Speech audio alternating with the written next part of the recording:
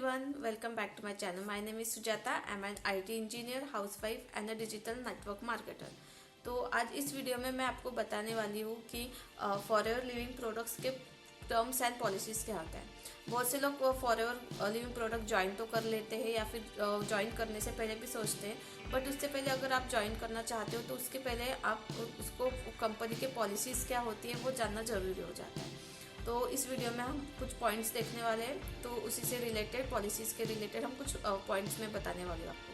लेकिन उससे पहले अगर आप मेरी वीडियो फर्स्ट टाइम देख रहे हैं तो प्लीज़ सब्सक्राइब कीजिए, ताकि मैं आपको फॉरएवर से रिलेटेड और नेटवर्क मार्केटिंग से रिलेटेड कुछ ना कुछ इन्फॉर्मेटिव वीडियोस देती रहूँगी और आपको हम थोड़ा सा कनेक्टेड रहें। तो चलिए वीडियो को स्टार्ट करते हैं।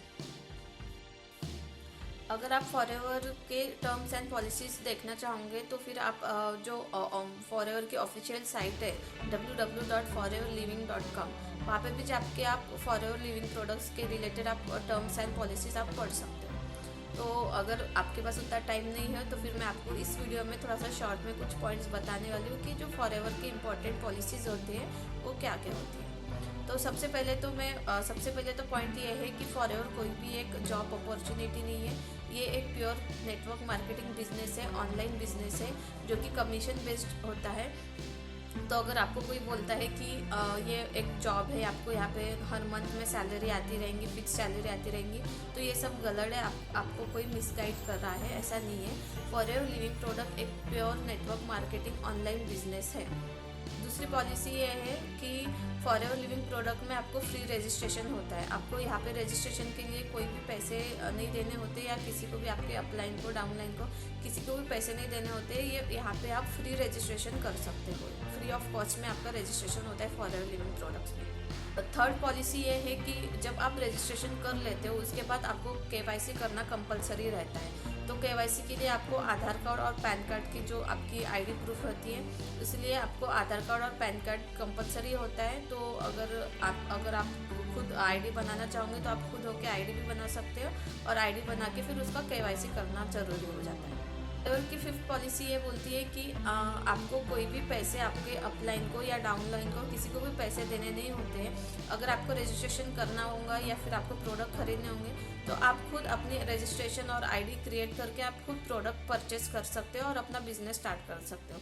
इसके लिए आपको अपलाइन को या फिर किसी भी टीम मेंबर को आपको पैसे देने की ज़रूरत नहीं होती है।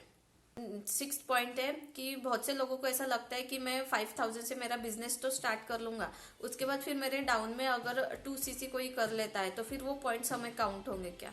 नहीं, हाँ, वो 2cc पॉइंट्स तो आपके इसमें काउंट हो जाएंगे, लेकिन आपको खुद के आईडी से, अगर आपको ग्लोबली वर्क करना होगा तो आपको खुद के आईडी से 2cc करना होता है। मतलब आपके जो 2000 पॉइंट होते हैं वो आपके खुद के आईडी से होना चाहिए, ना कि आपके डाउनलाइन से।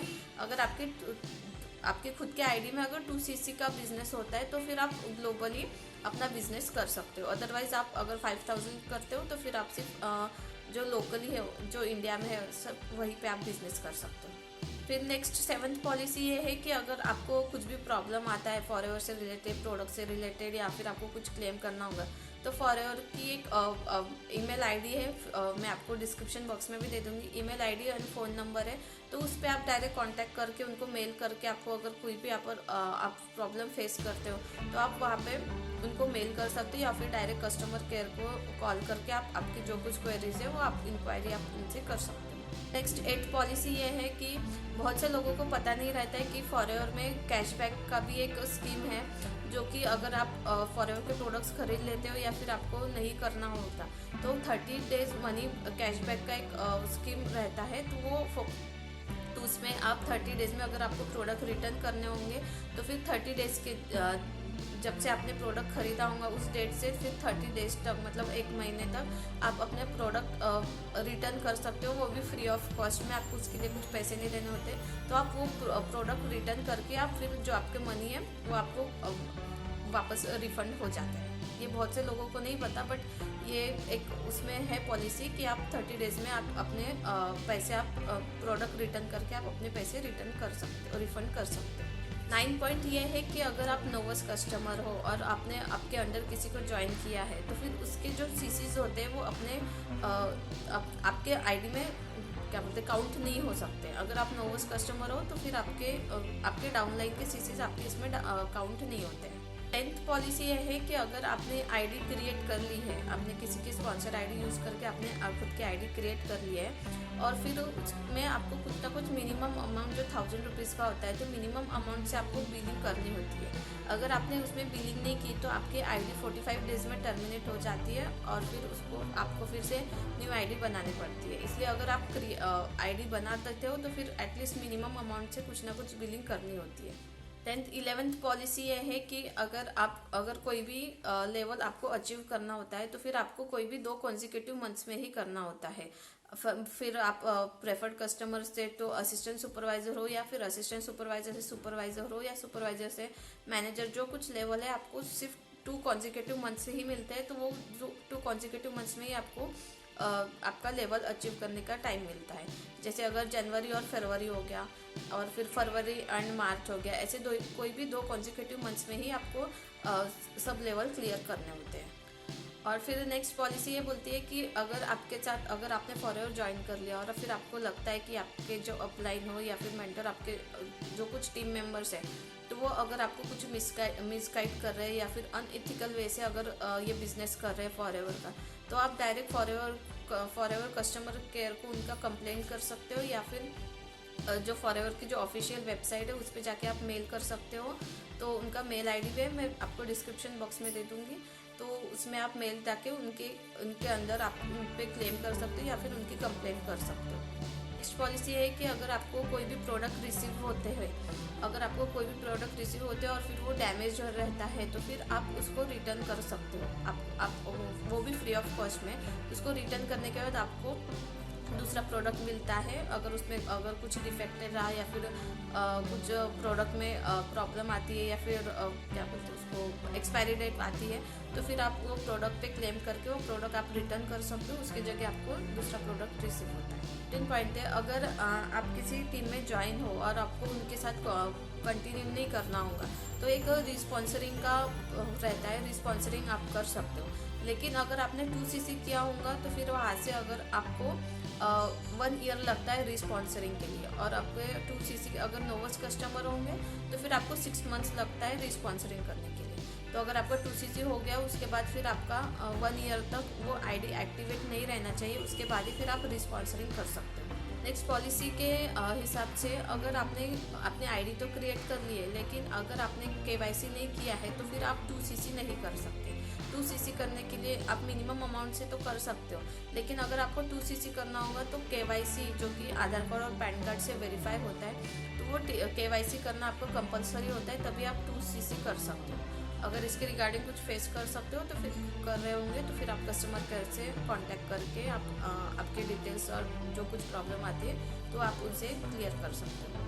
नेक्स्ट पॉलिसी ये है कि अगर आप बहुत लोगों को ऐसा लगता है कि मैंने फॉरएवर में आईडी तो बना लिया लेकिन बैंक डिटेल्स अपडेट नहीं किया है, तो फिर कुछ लोगों का बैंक डिटेल्स के लिए भी प्रॉब्लम जाता है।